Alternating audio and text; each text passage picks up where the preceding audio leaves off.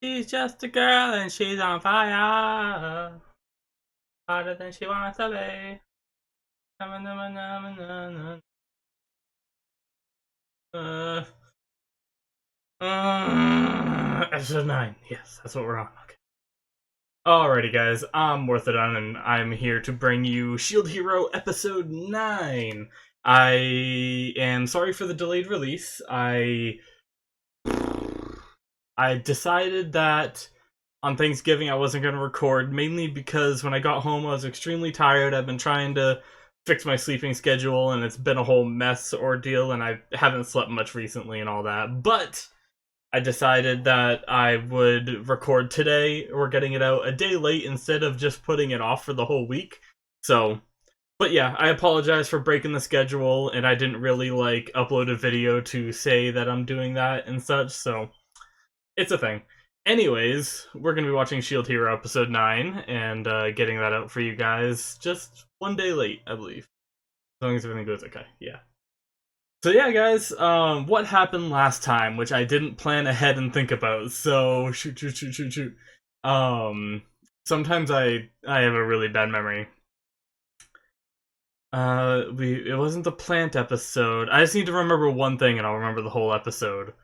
Wow, how can I not remember a single thing? It was the dragon, right? The dragon that was making people sick. Yeah, because we ended off with Raftalia getting all burned up and or whatever, like cursed, and they have to go find a church, someone who has the strong enough holy water in order to cure this. They got a bunch of money from the villages for doing all the dragon, taking care of that and everything, and yeah. So now I guess we're going to be trying to heal Raftalia, I suppose. Kind of a new start in a way, because we had Naofumi kind of realize that he's been scared and avoiding combat, it seems like, and stuff like that, because he's scared of, what could happen to him in this world and what could happen to people close to him. But now he's dedicated to getting stronger. So let's see how he gets stronger, shall we? And how he cures Raftalia. Alrighty, guys. So, like usual, there's going to be a link in the description that'll send you directly to Vimeo. That'll be where the reaction is. And then once you're done watching that, you can come back here to the YouTube video for the discussion. Yeah, guys, go ahead and click that link right now. Do it, click it, now! Alrighty, guys, so that is the end of episode 9 of Shield Hero.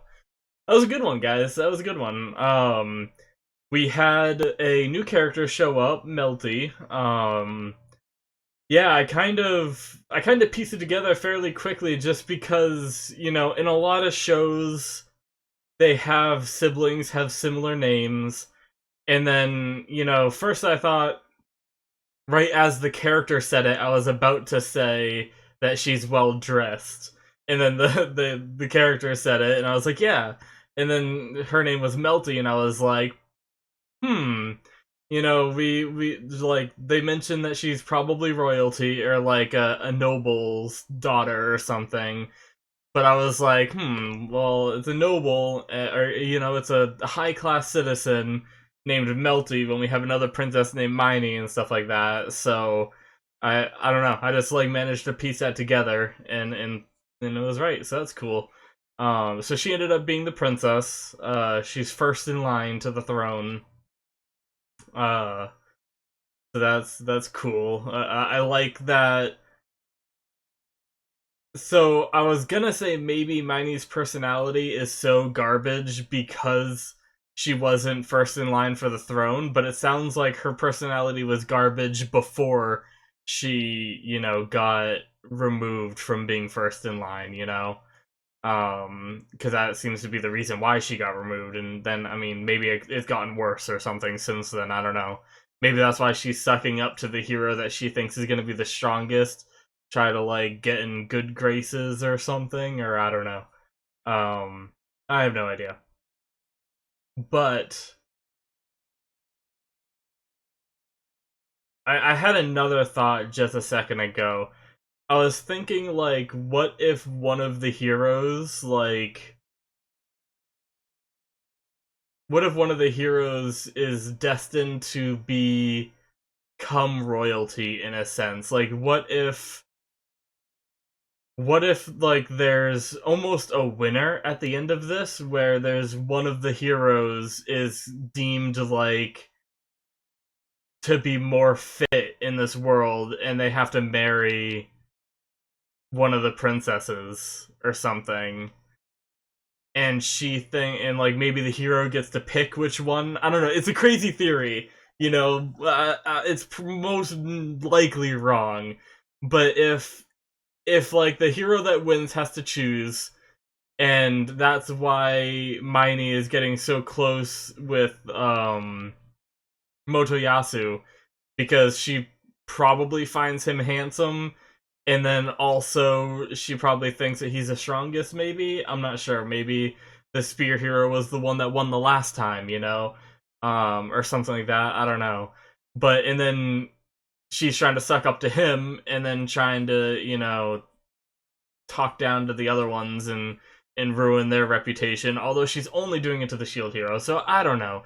Like I said, it's most likely a dumb theory. It's most likely wrong, but that would also create, drama that shows love to do between Raphtalia and Naofumi. If Naofumi had to choose to marry a princess or something, if by the end of this he's the one that ends up being the one, like the champion kind of thing. But that's going off a bunch of assumptions off of one idea that's most likely wrong. So let's change up that topic a little bit. But that was just a crazy theory that I had. Then there's what else happened this episode? Uh, they basically they traveled back. They got this stuff to cure Raphtalia, but I don't think they've used it yet. I didn't realize if her bandages were gone there at the end of the episode, but I'm guessing not, because they kind of got interrupted in the middle of like what they were trying to do. So, maybe next episode she'll be healed. I still have the episode up. Maybe I can find a shot of her here at the end. Yeah, she still has her bandages on, so I'm guessing they haven't used the stuff yet. So, um, I wonder what the guard wanted. We never found that out. The guard that ended up defending Naofumi and well, kind of talking Motoyasu down. It would have worked if Miney didn't show up, but I wonder what he wanted, because, like I said, he never said it, and unless he was gonna warn him about the spear hero, I don't know. It's interesting, so I'm still curious about that. I'm wondering if it has anything to do with what Melty wants, because Melty wanted something too. So maybe their goals align. Maybe something's going down and Melty needs help with it, and maybe even the king needs help with it. I don't know. Or maybe something happened that's like gonna be unfair against Naofumi, and that guard was trying to warn him, because I'm pretty sure that young guard was there when Naofumi saved the town. So I'm sure he knows that Naofumi's a good person. So maybe he wanted to warn him. I don't know. It's just a bunch of random crap I'm thinking up right now. But yeah, I don't know what he wants. I guess maybe we'll find out next episode. Maybe we won't. Who knows? But it took me way, way, way too long for how good of a foresight I had at who Melty was. I did not pick up on the fact that Motoyasu, until it was staring me blankly in the face, that Motoyasu, just fell in love like instantly with Philo, which is really awkward to say. I think I was more creeped out by the whole thing because of age difference, or like at least appearance wise.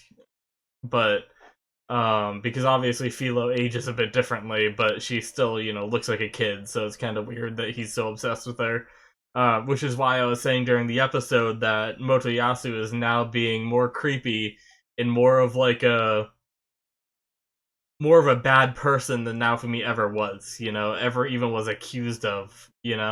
Like, obviously he hasn't done anything bad yet, so, if Naofumi really did do that to Miney, then I guess Naofumi would still be worse, but but Motoyasu's drawing that line of creep factor hard right now. But um, I was so weirded out by that whole thing that I didn't put the pieces together that Philo was the one that kicked him in the nuts, but she was just in her human form, so he didn't recognize her.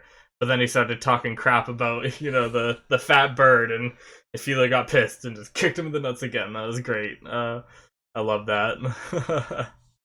That was such a nice touch.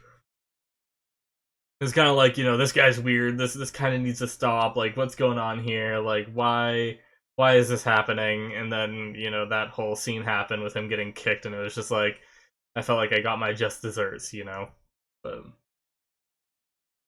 yeah, so hmm. I want to talk about the Pope for a little bit.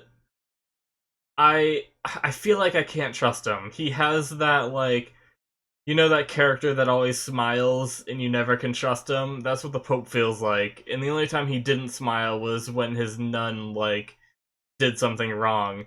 But the way she acted, it's almost like she acted like she was told to bring this out and it wasn't her fault, but she wasn't going to talk back? That's the kind of reaction I got. I mean, I could be wrong. They did seed the fact that the nuns, were whispering about Naofumi and everything, so maybe they did try to trick him, bringing out, like, the crude oil, holy water, not oil.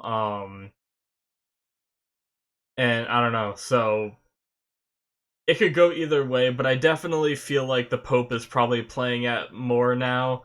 When he had, like, the smile during, we saw him during the fight that he had against Motoyasu in front of the king and the Pope and stuff like that. I I got a weird vibe from him then, but I was also like, maybe he could just be nice. Maybe he could be someone that's on Naofumi's side, whereas the king is definitely not. But now that creepy man just smiling nonstop, talking about God, never ends well.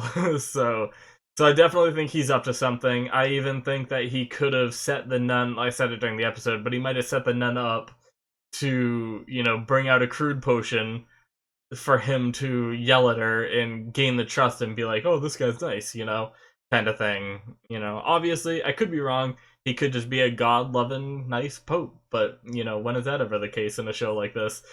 So, yeah, I wonder what his goal is, if he wants to do like a, I don't know. Whenever I see these fantasy shows, there's always like sometimes there's like a holy crusade or something. Is that what they're called? I don't know if those exist in the real world. I'm not really versed in any kind of religions very much, but I wonder if he wants to do something like that, like overthrow the kingdom so it becomes like a kingdom of God or something. I don't know. So essentially, like, he can rule it, but using God's name to do so, kind of thing. I don't know. That's just another random theory I'm throwing out there, but I have no idea what he could want. But yeah, hmm. I'm curious if the summoning of the heroes is tied back to religion or not in this world. Like, is that like a religious thing? Like, obviously, he said this episode that everything that happens is, basically predestined by God. It's God's choice and stuff. So that guy would probably say that it was God's will for the heroes to be summoned here. But how does the rest of the world view it? Is it like a science, or like I guess, like a magic? Or is it like a faith, like a belief kind of thing? Like a destiny sort of thing? I don't know. But yeah, interesting stuff. Good episode. I think that's pretty much all I really got to talk about. I will give credit to the episode or the show where they could have gone way more fan service, where they had Melty get naked and go inside of Philo's feathers. And when she popped out, it could have been way worse than it was, and it wasn't that bad. I kind of like predicted some fan service, and I kind of regretted it because I didn't give the show enough credit, because they could have gone there and they didn't. So props to them. So I just wanted to add that in at the end there because I just thought of it. But yeah, guys, I think that's it from me. Like usual, if you enjoyed, this episode and what I do, hit that subscribe button. And you can also check out the description for Patreon stuff and other links and all that too. But yeah, guys, thank you so much for watching, and I will see you guys in the next one. Bye-bye.